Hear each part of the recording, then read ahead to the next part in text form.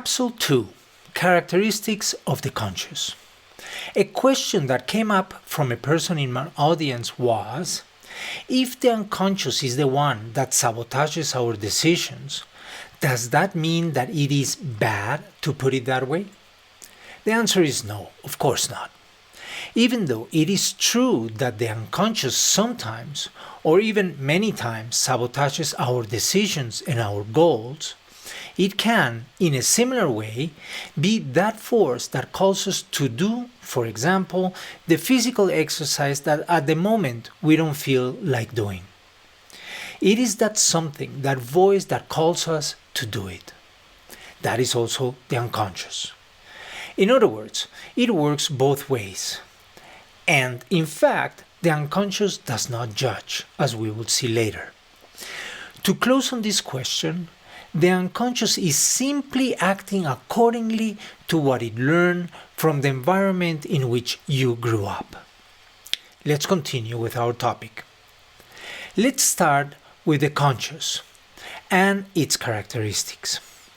An analogy that I use when I talk about the conscious is that it can be seen, in a way, as the skin of the mind.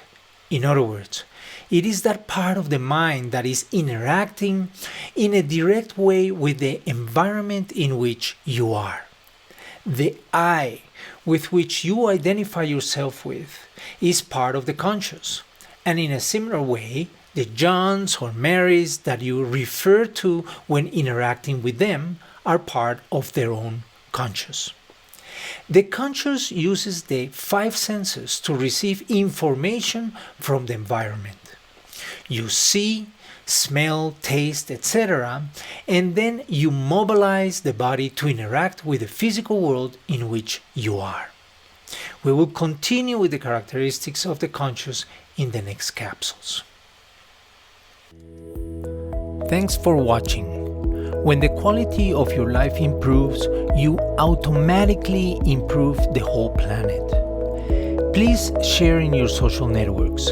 Give it a thumbs up or down, or leave a comment below. I always value your opinion.